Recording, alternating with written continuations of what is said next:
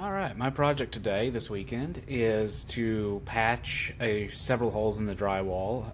No fist holes or anything of that nature, but we do have several nail holes from hanging old pictures that we've taken down.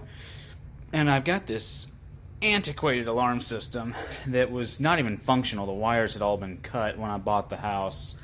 And I've basically just left it here for a long time because I've not had the time to actually properly patch it.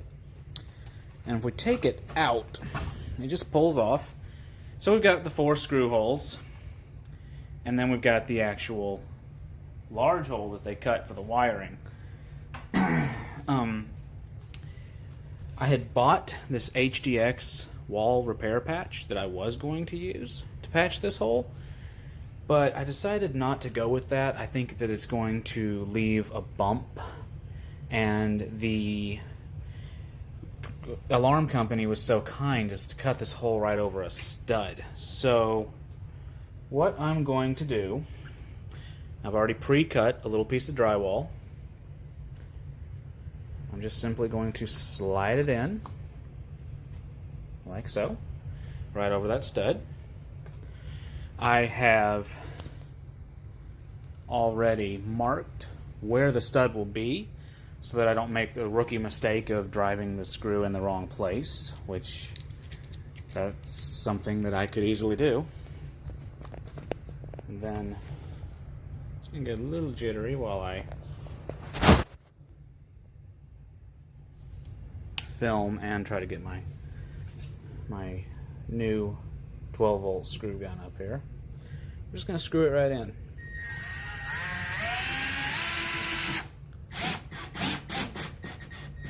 Don't want to get it too tight. I don't want to break, but I do want to go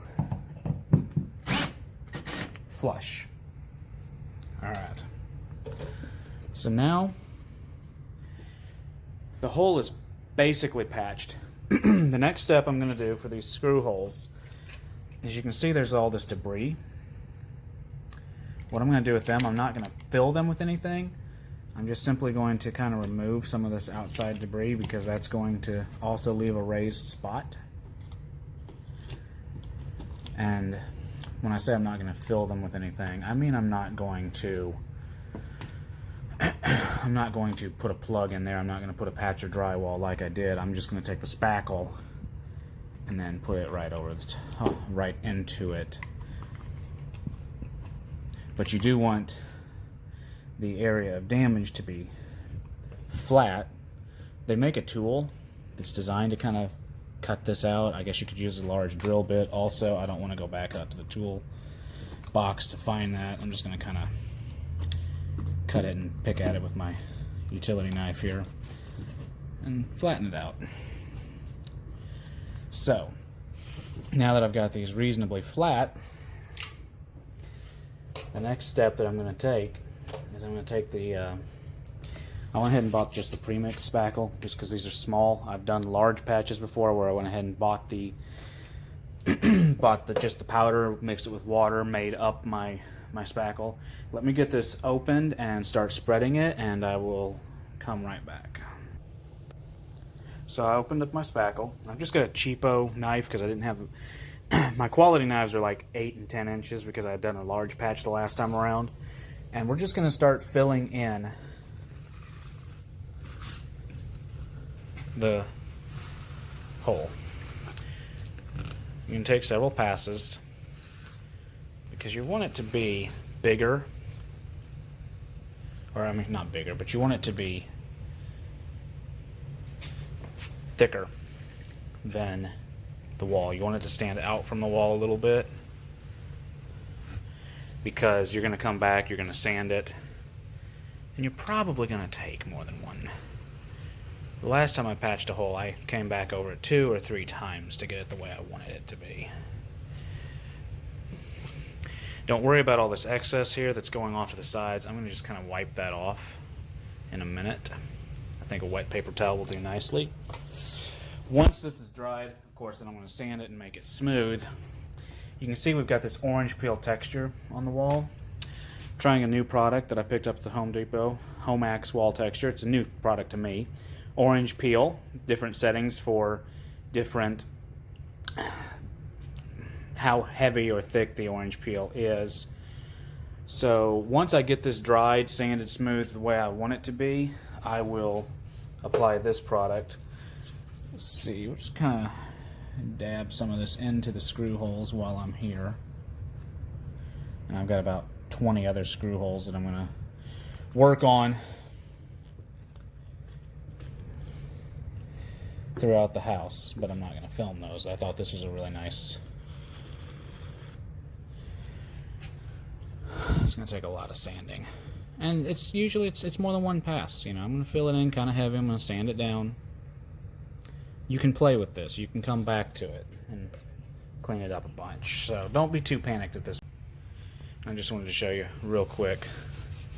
If you get a wet rag, you can remove a lot of that excess that you didn't want to get there. So don't worry too much about that. Alright, so this has been drying for about 4.5 hours. The instructions say between 1 hour and 6 hours depending on humidity. And you can see there's still a little bit of, it's a little bit of recessed into the wall, and we don't want that, so I'm going to go ahead and hit it up with the second pass. Because you want this, in the end, to be out from, you want it to be slightly raised from the wall. So you can kind of see it's a little bit raised now. And that's about where we're going to want it to dry. Because now I can go back and I can sand it off and it won't be obvious. Now the screw holes, they're already a little raised. I'm going to say that they are done. Okay, well we let this dry overnight and it's exactly where I want it to be. I don't know if you can see that, but just ever so slightly is raised from the wall. You can just feel that it's raised, which means that I can sand it back to be even with the wall. So I like to use these sanding sponges because I feel like they follow the contour of the wall, and you're not going to end up digging a hole. You see it creates a lot of dust, so you know, be kind to your wife, have a vacuum nearby, clean up after yourself. And if you were doing a large piece, I would even recommend wearing a respirator of some kind. But it starts to... It removes very easily. I'm not going to film this entire part. I'm going to go ahead and pause it, and I'll come back at the next step. But sand it down to where it's even and flat with the remainder of the wall. Alright, so we're going to try to texture it now. I've practiced on a box as it said to do, and I think about the closest is going to be medium. It's kind of hard to say. We're going to see what it does.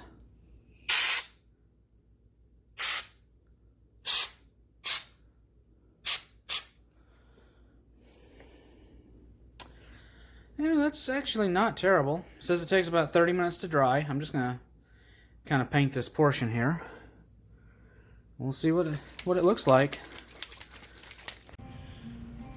Okay, well I gave this about an hour to dry. It said to give it about 30 minutes, but it's really humid out today. It kind of goes on a very light pale blue, and when it's white, it's dry according to the instructions. And I'm impressed. I mean, check that out. Look at how good of a match that is to the original that was professionally sprayed. And then this. I did not expect that at all. I have always been told that these cans of orange peel texture don't work, don't waste your money on them. I bought this Homax brand at Home Depot because it was the cheapest, and I didn't expect it to look very good anyway, but I'm impressed. And I'm not being sponsored by these guys.